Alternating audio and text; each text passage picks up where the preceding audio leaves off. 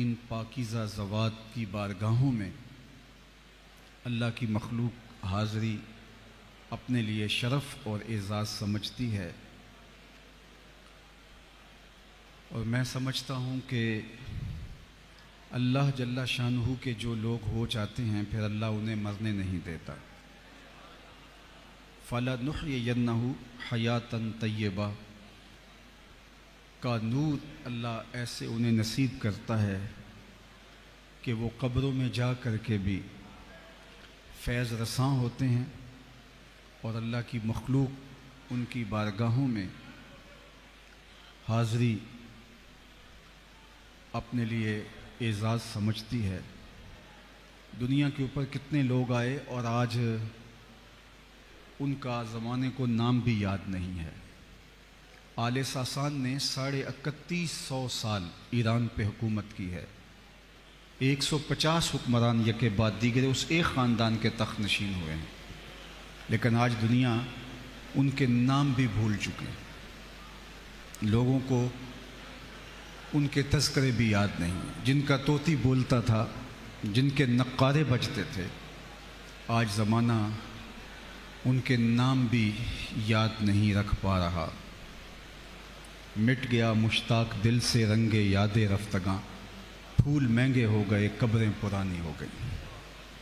کون کسی کو یاد کرتا ہے اور کس کے پاس وقت ہے کہ کوئی کسی کو یاد کرے؟ یہ بالکل، میں گجرانوالہ سے لاہور آتا ہوں تو بائیں جانب راوی سے پہلے جہانگیر کا مقبرہ پڑتا ہے، وہاں دن کو چلے جائیں یا رات کو آپ کو وہاں اداسیوں کے ڈیرے دکھائی دیں گے۔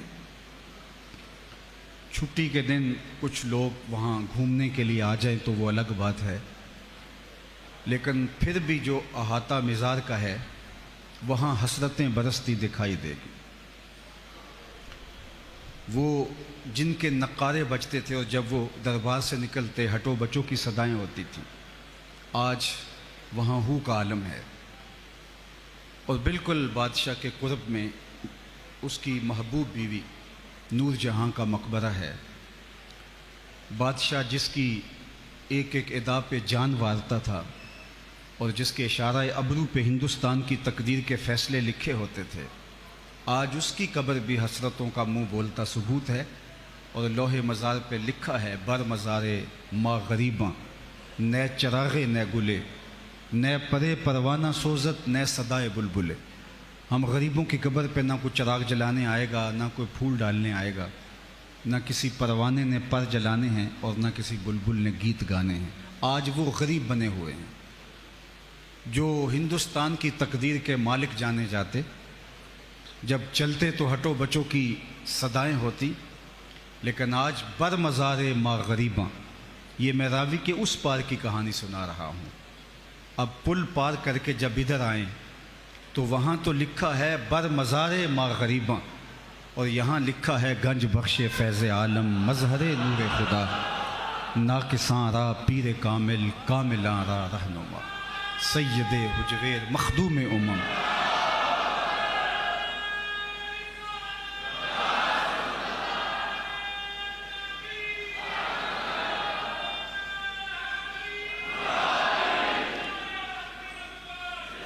ایک لوح مزار وہ بھی ہے اور ایک لوح مزار یہ بھی ہے۔ وہ ایک شہنشاہ کا مقبرہ ہے اور یہ ایک گدڑی پوش فقیر کا مزار نور ہے۔ وہاں دن کو بھی اداسی ہے، یہاں رات کے پچھلے پہر بھی آ جاؤ تو ہجوم عاشقاں ملے گا۔ وہ منظر آپ کو یاد ہوگا جب مدارس پہ، مساجد پہ، امام بارگاہوں پہ، بازاروں میں، گلی محلوں اور کوچوں میں بم دھماکے ہو رہے تھے، اور جہاں بم دھماکہ ہوتا تو خوف اور ہراس پھیل جاتا، ماحول خوبصورت اور سیکورٹی کے انتظام کرنے کے باوجود بھی وہاں جانے کا حوصلہ نہ ہوتا۔ آپ کے یہاں لاہور میں مون مارکیٹ کے اندر جب حادثہ ہوا تو بعد میں اس کی سیکورٹی باقی مارکیٹوں کی نسبت زیادہ بہتر کر دی گئی، لیکن لوگ اس سمت رخ نہیں کر رہے تھے۔ وہ ماضی کا تصور اتنا بھیانک تھا جب ماؤں کے ساتھ آئے ہوئے بچوں کہ بدن کی بوٹیاں دیواروں سے چپک گئیں، اور وہ دردناک سانحہ اور وہ منظر لوگوں کے لیے کتنا تکلیف دہ تھا۔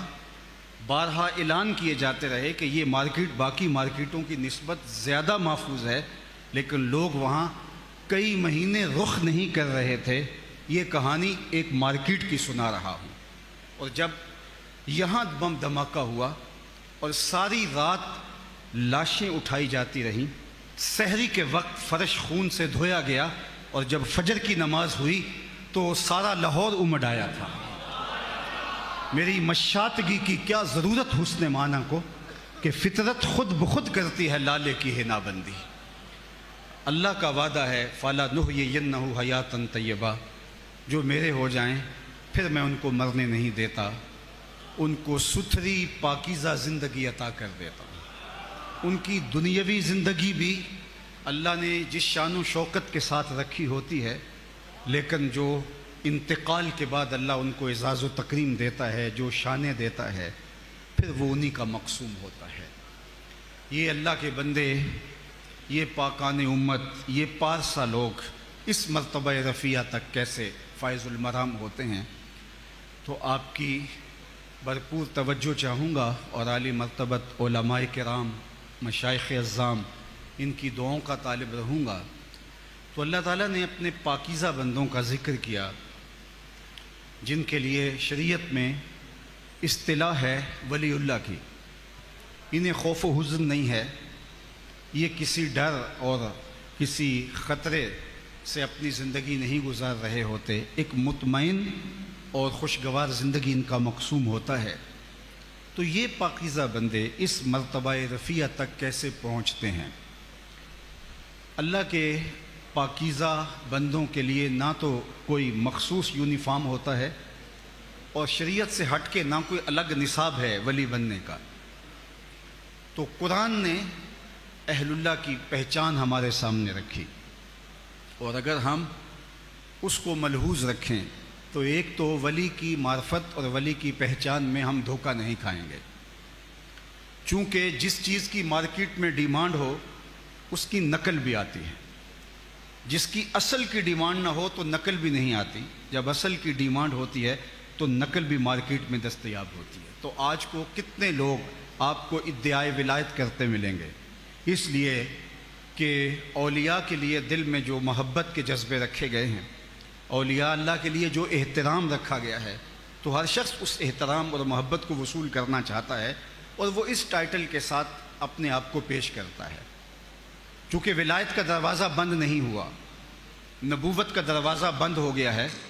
اگر کوئی شخص یہ کہے کہ میں نبی ہوں تو اس کے اس دعوے کو وہیں مسترد کر دیا جائے گا، اور وہ محبت وصول کرنے کی بجائے نفرت کا سزاوار ہوگا۔ اور اگر کوئی شخص کہے کہ میں صحابی ہوں تو یہ دروازہ بھی بند کر دیا گیا ہے، اس لیے کہ اب اس دھرتی پہ کوئی صحابی آنے والا نہیں ہے۔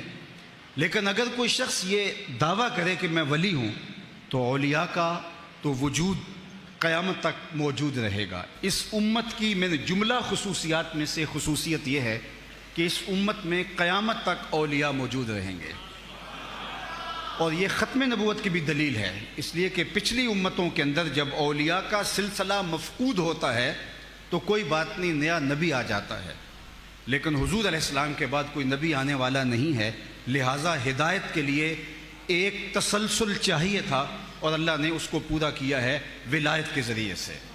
تو قیامت تک اس امت میں اولیاء آتے رہیں گے، تا آنکہ خاتم الاولیاء حضرت امام مہدی تشریف لائیں گے، اس کے بعد پھر کفر پھیلے گا تو سلسلہ ختم ہوگا، ورنہ اس امت کے اندر اولیاء آتے رہیں گے۔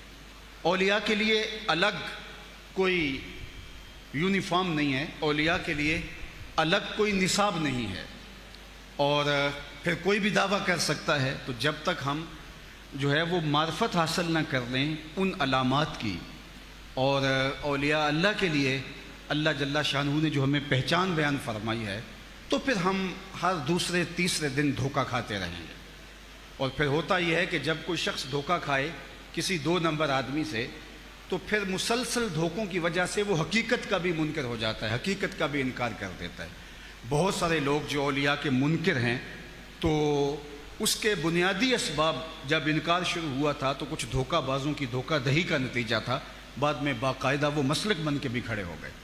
اس لیے ہمیں اہل اللہ کی معرفت، اہل اللہ کی پہچان کرنے کی ضرورت ہے، اور یہ بات بھی ذہن نشین رہے کہ اہل اللہ کے لیے جو کرامت اللہ کی طرف سے ان کو دیا جانے والا اعزاز ہے، یہ عام آدمی کے بس کا روگ نہیں ہے کہ وہ اس کو پہچان سکے، اس لیے کہ استدراج کے اندر اور کرامت کے اندر جو فرق ہے اس کو عام آدمی جو ہے سمجھ ہی نہیں پاتا۔ کشف المعجوب کے اندر خود حضرت داتا گنج بخش علی حجویری علیہ رحمہ نے کرامات کے باب میں ہی لکھا ہے کہ حضرت ابراہیم الخواص آپ جنگل میں جا رہے تھے تو ایک شخص آپ کے سامنے آیا اور کہا کہ میں آپ کی صحبت میں کچھ وقت گزارنا چاہتا ہوں تاکہ آپ کے وجود کی برکتیں پاؤں۔ تو آپ نے مراقبہ کیا اور تنفر پیدا ہوا اس کی جانب سے آپ کے دل میں، تو اس کا اظہار کیا تو اس نے کہا جی میں راہب ہوں، نصرانی ہوں، لیکن آپ کی شہرت سنی ہے تو اس لیے میں آپ کی قربت میں کچھ وقت گزارنا چاہتا ہوں۔ تو آپ نے فرمایا کہ میرے پاس کھانے پینے کی اشیاء بہت قلیل ہیں اور میری صحبت آپ کے لیے بھاری پڑ جائے گی، تلخ ہوگی۔ اس نے کہا میں قبول کروں گا۔ مسلسل 8 دن وہ آپ کے ساتھ رہا۔ ایک دن اس نے کہا کہ حضرت میں یہ ارادہ تو کیا تھا کہ میں کوئی مطالبہ نہیں کروں گا، صبر کا دامن نہیں چھوڑوں گا، لیکن بھوک کی شدت کی وجہ سے میرے میں چلنے کی ہمت نہیں رہی۔ تو آپ اللہ کے بزرگ ہیں، اللہ کے بندے ہیں، تو آپ اللہ کی بارگاہ میں دعا کریں ہمارے کھانے پینے کا کوئی انتظام ہو جائے۔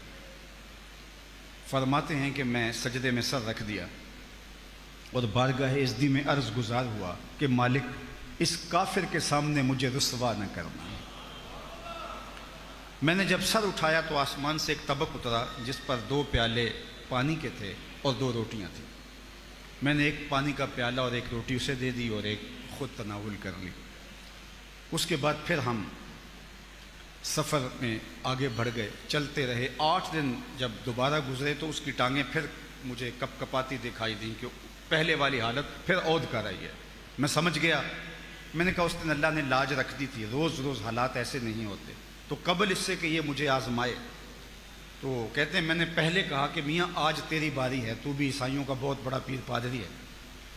تو کہتے ہیں کہ اس نے کوئی تعامل کرنے کی بجائے سجدے میں سر رکھ دیا، اور میرے دل میں تھا کہ اس کے سر رکھنے سے کیا ہوگا، لیکن جب اس نے سر اٹھایا تو آسمان سے طبق اترا جس پر 4 پیالے پانی کے اور 4 روٹیاں تھیں۔ مجھے کہنے لگا کہ حضرت کھائیے، تو میں نے کہا میں نہیں کھاؤں گا، چونکہ یہ کرامت ہو نہیں سکتی اور استدراج کا کھانا میرے لیے جائز نہیں ہے۔ تو اس نے کہا حضرت کھائیے اور 2 مبارکیں وصول کیجیے۔ تو میں نے کہا کیا مبارکیں؟ تو وہ کہنے لگا کہ میں نے جب پیشانی سجدے میں رکھی تو میں نے کہا مالک اگر اسلام سچا دین ہے تو 2 پانی کے پیالے اور 2 روٹیاں دے دے، اور اگر ابراہیم الخواص واقعی تیرا ولی ہے تو 2 روٹیاں اور 2 پانی کے پیالے اس وجہ سے دے دے، اور اب یہ طبق ان چیزوں کے ساتھ اترا ہے تو آپ میرے ایمان کے بھی گواہ بن جائیے اور اپنی ولایت کی مبارک بھی وصول کی۔ اب یہاں دیکھیے کہ حضرت ابراہیم الخواص جیسے بزرگ جو ہیں وہ بھی یہاں ایک چیز کو دیکھ کر کے کہ یہ کرامت ہے، استدراج ہے، تشویش میں مبتلا ہو جاتے ہیں۔ تو پھر عام آدمی کے لیے یہ کس طرح معیار مقرر کیا جا سکتا ہے؟ شعبدہ باز لوگ تو پھر دھوکہ دے کے کسی کو ولی مان لیں گے، اور جنہوں نے مانا ہوا ہے انہوں نے اسی طرح مانا ہوا ہے۔ ہم سنتے، کہتے، بولتے، تقریروں میں بیان کرتے ہیں اور بچپن سے سنتے آئے ہیں کہ ایک شخص ہوا میں بھی اڑے لیکن شریعت کا باغی ہو، وہ اللہ کا ولی نہیں ہے، اس کو جوتے مارنے چاہیے، لیکن کوئی ما فوق الفطرت کام کر کے دکھا دے تو ہم اس کے پیچھے دوڑ پڑتے ہیں۔ ایسے جاہلوں کے پاس کہ جو اچھے مسلمان تو دور کی بات ہے، ڈھب کے انسان بھی نہیں ہیں، سنجیدہ اور متین قسم کے جو ہے وہ انسان بھی دکھائی نہیں دیتے ان کی حرکات و سکانات سے، لیکن ان کے پیچھے بھی ہجوم ہوتا ہے۔ ایسے کتنے لوگوں کا تصور آپ کے ذہن میں آ گیا ہوگا۔ تو جب جاہلوں کا معاشرہ ہو تو جہالت میں یہ سب چلتا ہے۔ اس لیے جو معیار ولایت ہے وہ کرامت کو بھی نہیں بنایا گیا۔ کرامت اللہ اپنے ولیوں سے صادر فرما دیتا ہے اور یہ ولیوں کی عزت ہے، ان کی تکریم ہے، لیکن اگر ساری زندگی بھی کسی سے کرامت کا ظہور نہ ہو تو وہ بھی ولی ہو سکتا ہے۔ اور اولیاء اللہ کرامتیں طلب نہیں کرتے کہ وہ اللہ سے مانگے کہ یا اللہ مجھے کوئی کرامت دے دے تاکہ لوگ میرے پیچھے لگ جائیں، یہ ان کی آرزو نہیں ہوتی۔ ابو عمار حنبلی فرماتے ہیں کن طالبا للاستقامہ لا طالبا للکرامہ، نفسک تطلب منک الکرامہ وربک یطلب منک الاستقامہ۔ کہا کرامتوں کے پیچھے نہ بھاگنا، استقامت کے پیچھے بھاگنا، تیرا نفس تجھ سے کرامتوں کا طالب ہے، تیرا رب تجھ سے استقامت کا طالب ہے۔ تو کرامت جو ہے برحق ہے، اور کرامت کا من حیث الکرامت انکار کرنا یہ کفر بھی ہے۔ اگر کوئی کہے میں نفس کرامت کو نہیں مانتا، کافر ہوگا۔ اور وہ کرامات جن کا ذکر قرآن میں موجود ہے اس کا انکار قرآن کا انکار ہے، اور اس کا انکار بھی کفر ہے۔ جس عاصم بن برقیہ کا تخت بلقیس آنے واحد میں لانا ہے، یہ حضرت سلیمان کے جو ہے وہ ایک صاحب کی کرامت تھی کہ انہوں نے 1 مہینہ جاتے ہوئے لگتا ہے، 1 مہینہ ملک سبا سے ہو کے واپس آتے ہوئے لگتا ہے، اگر چھو کے بھی آنا ہو تو 2 ماہ چاہیے۔ اور جو تخت ہے وہ 60 ہاتھ چوڑا ہے، 80 ہاتھ لمبا ہے، اور کئی ہاتھ موٹا ہے، اور 7 جو ہے وہ دروازوں کے اندر مکفل ہے، 7 دیواروں کے اندر، 7 کوٹھڑیوں کے اندر، اور پہرے دار کھڑے ہیں۔ جن نے کہا میں دوپہر تک لے آتا ہوں، بہت بڑی بات تھی، لیکن حضرت سلیمان نے کہا کہ مجھے اس سے بھی پہلے چاہیے۔ تو پھر حضرت سلیمان کا ایک امتی کھڑا ہوا، قال الذی عندہ علم من الکتاب، جس کے پاس کتاب اللہ کا علم تھا، اس نے کہا حضرت میں حاضر کر دیتا ہوں۔ کہا وہ تو دوپہر تک کا وقت دے رہا ہے، تم کتنی دیر میں لاؤ گے؟ تو کہا انا آتی کا بھی قبل ان یرتد الیک طرفک، حضور آپ آنکھ بعد میں جھپکیں گے، تخت پہلے پڑا ہوگا۔ اور حضرت سلیمان نے ابھی آنکھ نہیں جھپکی، تخت پہلے موجود۔ اور پھر کہا کہ ھذا من فضل ربی، یہ میرے رب کا فضل ہے۔ اللہ اکبر، اللہ اکبر۔ یہاں ایک جملہ عرض کرنا چاہتا ہوں، یہ کمال کے آنے واحد کے اندر تخت قدموں میں حاضر کر دیا، یہ حضرت سلیمان کے امتی کا کمال ہے، یہ حضرت سلیمان کے مقتدی کا کمال ہے۔ جب حضرت سلیمان کے مقتدی کا یہ کمال ہے کہ آنے واحد میں 1 مہینے کی مسافت سے تخت لا کے قدموں میں حاضر کر دیتا ہے، اور خود مقتدی بن کر حضرت سلیمان جس پیغمبر کی اقتداء میں کھڑے ہیں، اس مقتدا کی شان کا عالم کیا ہوگا، ان کی عظمتوں کا عالم کیا ہوگا۔ میں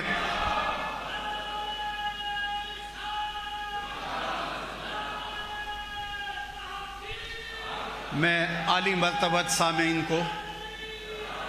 مرتبت سامعین سے گزارش کروں گا کہ یہ جذبہ جو آپ کا ہے کسی اور موقع پر اس کا اظہار ہو سکتا ہے، اور یہ نعرہ ہمارے مزاج میں، ہمارے مسلک میں جو ہے وہ شامل ہے، میں اس کا منکر نہیں ہوں، لیکن کبھی کبھی ایسا ہوتا ہے کہ نظارے کے لیے جنبش مژگاں بھی بھار ہے، نرگس کی آنکھ سے تجھے دیکھا کرے کوئی۔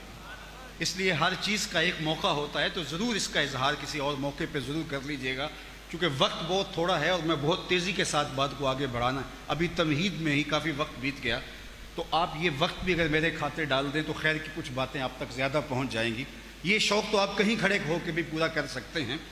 تو میں عرض کر رہا تھا کہ کرامت کا من حیث الکرامت انکار کفر ہے، وہ کرامات جن کا بیان قرآن کے دامن میں، جس عاصم بن برقیہ کی کرامت ہے، حضرت مریم کے حجرے میں بے موسم پھلوں کا آنا، یہ ولیہ کی کرامت ہے۔ اصحاب کہف کا بغیر کھائے پیے 309 سال تک مسلسل سوئے رہنا، تو اللہ تعالیٰ جل شانہ نے اپنے بندوں کے لیے یہ اعزاز اور یہ تکریم رکھی ہے۔ تو کرامات جو جن کا ذکر قرآن میں موجود ہے تو ان کا انکار بھی کفر ہوگا۔ البتہ احادیث میں اگر کرامات ہیں تو اگر وہ متواتر احادیث ہیں تو ان کا انکار بھی کفر ہی ہوگا، لیکن کوئی ایک بھی متواتر حدیث نہیں ہے جس میں کرامت کا بیان، باقی احادیثیں مشہورہ ہیں، تو ان کا جو انکار کرنا ہے وہ گمراہی ہے۔ اور مشاہیر بزرگوں کی کرامات کا انکار کرنا جو ہے وہ علماء نے کہا ہے کہ سوائے محرومی کے اور کچھ نہیں ہے۔ تو جو اللہ کے صالح بندے ہیں ان کی طرف سے اگر کوئی مصدقہ چیز آپ تک پہنچ جائے تو اس کو قبول کرنا چاہیے، لیکن اس کے باوجود بھی جو معیار بتایا گیا اللہ جل شانہ کی قربت کا، وہ یہ نہیں بتایا گیا، کیونکہ بہت سارے اولیاء اللہ ایسے ہیں جن کی کرامات جو ہے وہ ان سے صادر بھی نہیں ہوئی، یا ہوئی ہیں تو ہمارے تک نہیں پہنچی، اور سب سے بڑے اللہ کے ولی تو صحابہ ہیں، اور کتنے صحابہ ہیں جن کی کرامات ہمارے تک نہیں پہنچی۔ تو پھر معیار کیا ہے؟ تو معیار دیا الذین آمنوا वकानु यत्तकून। अल्लाह अकबर। ईमान और तकवा।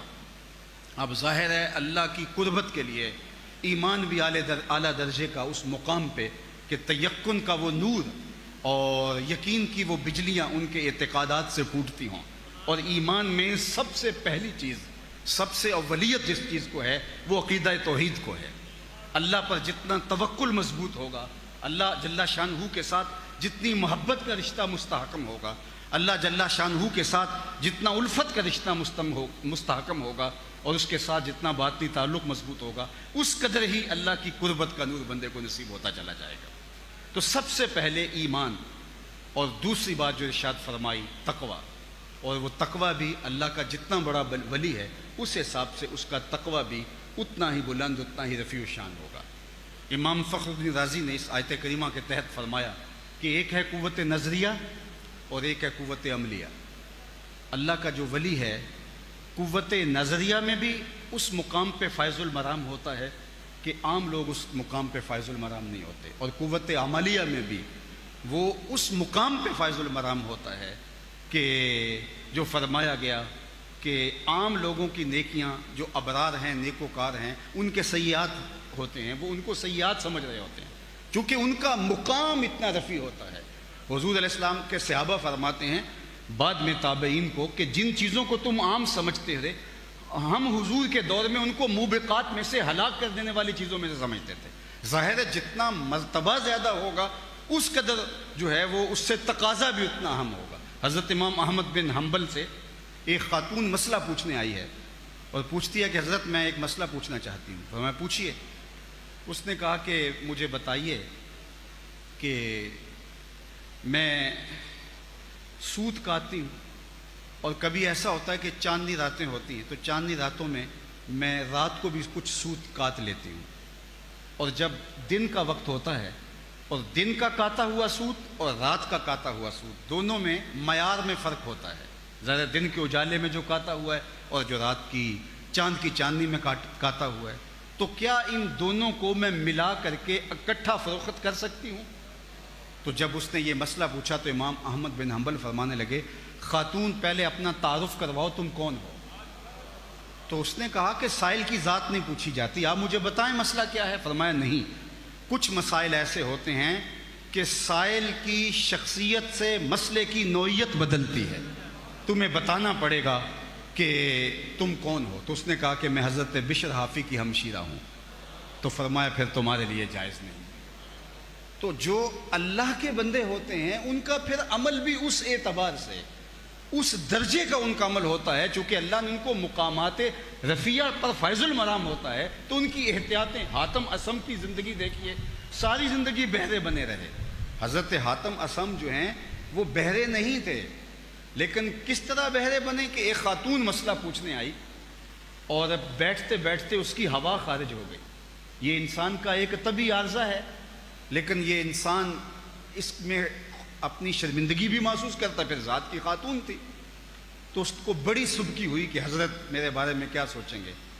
तो जब उसने मसला बयान करने लगी और उसके चेहरे पे शर्मिंदगी के जो है वो आसार थे कि हज़रत के सामने ये हो गया, तो हज़रत जब वो आपसे हम कलाम हुई तो आपने ऐसे कहा कि ज़रा ऊंची बोलना। उसको तासुर ये दिया कि मैं ऊंचा सुनता हूँ। तो जब हज़रत ने यूँ किया तो उसकी वो जो शर्मिंदगी थी वो ख़त्म हो गई और उसने बेधड़क अपना मसला बयान किया और बुलंद आवाज़ से किया। जब तक वो खातून रही हज़रत हातम जो है वो बहरे बने रहे तकल्लुफ़ के साथ, कि उसे जब भी पता चला कि मैं बहरा नहीं हूँ तो उसको शर्मिंदगी हो गई। ये बुज़ुर्गों के अखलाकियात हैं, ये उनका किरदार है। सूफ़ी कितना बारीक होता है। यहाँ तो पगड़ियाँ उछाली जाती हैं, यहाँ हुजरे ग़ीबत की बदबू से मुताफ़न हैं। आज का जो हमारा तरीक़त का सिस्टम है इससे तो ताफ़ुन आता है, इल्ला माशाअल्लाह कोई 1000 में एक होगा, वरना जो हाल है इस वक्त दौरे मौजूद की तरीक़त का।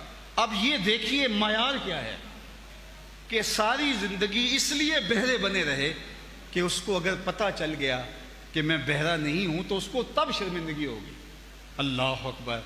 तो ये है कि अगर उनका मुकाम इतना बुलंद है तो उसके तकाज़े भी उतने बुलंद हैं। तो उनका जो तकवा اعلی حضرت عظیم البرکت امام اہل محبت، آپ کسی دعوت میں تشریف لے گئے اور جب وہاں پہنچے تو اس نے بہت ساری چیزیں پیش کی، تو آپ نے شوربہ چکھا تو شوربہ بڑا لذیذ تھا، تو آپ نے صاحب خانہ سے کہا کہ اگر تم کہو تو میں اس کو پی سکتا ہوں؟ تو اس نے کہا حضرت سب کچھ آپ کے لیے رکھا ہوا ہے۔ فرمایا نہیں، شوربے کا عرف جو ہے وہ مشروب نہیں ہے، معقول ہے، یہ کھایا جاتا ہے، پیا نہیں جاتا، اور میں جب عرف سے ہٹنے لگا ہوں تو مجھے میزبان سے اسپیشل اجازت چاہیے، چونکہ میرے دیکھا دیکھی باقی لوگ بھی پینے لگ جائیں، تو آپ نے تو کھانے کے لیے اس کو